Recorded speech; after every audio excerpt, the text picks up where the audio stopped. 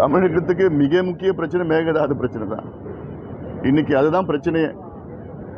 ஏன்னா இன்னைக்கு மேகதாதுவை அணையை எப்படியாவது தடுத்து நிறுத்தணும். அத்துணை நாடாளுமன்ற மக்களவை மாநிலங்களவை உறுப்பினர் அத்துணையும் ஒன்றாக இதில் நான் திமுக, அண்ணா திமுக, நான் பாமக, நான் இந்த கட்சி அந்த கட்சியெல்லாம் இல்லை, எல்லாமே இந்த பிரச்சனைக்கு எல்லாமே ஒன்றா சேரணும்.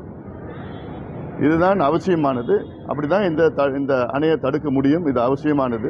இது எந்த ஒரு சந்தர்ப்பம் வந்தாலும் சரி, எந்த சந்தர்ப்பம் வந்தாலும் இதில் எல்லாமே பண்ணணும். இன்னும் தேவைப்பட்டுதான் இங்கே டெல்லி அந்த நாடாளுமன்ற வளாகத்தில் மேகதாது சம்பந்தமாக போராட்டம் பண்ணுறதுக்கும் தயங்கக்கூடாது.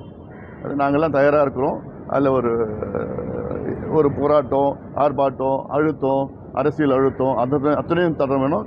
இடையில தமிழக முதலமைச்சர் அவர்கள் ஒரு அனைத்து கட்சி கூட்டத்தை கூட்டி எங்களை எல்லாம் டெல்லிக்கு அழைத்து சென்று பிரதமரை சந்தித்து அங்கே இருக்கிற நீர்வளத்துறை அமைச்சர் போன்ற அத்தனை அமைச்சர்களை சந்தித்து அழுத்தம் கொடுக்கணும்.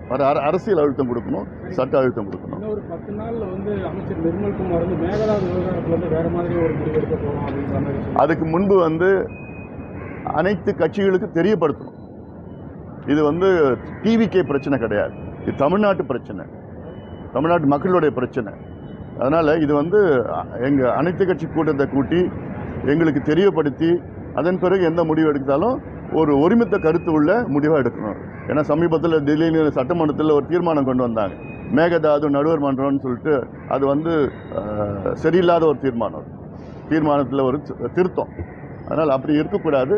அத்துணை கட்சிகளும் அழைத்து சென்று அத்தனை கட்சியும் அழைத்து ஒரு ஆலோசனை கூட்டம் நடத்திய பிறகு பல ஒருமித்த கருத்து உள்ள முடிவுகளை எடுக்க வேண்டும்.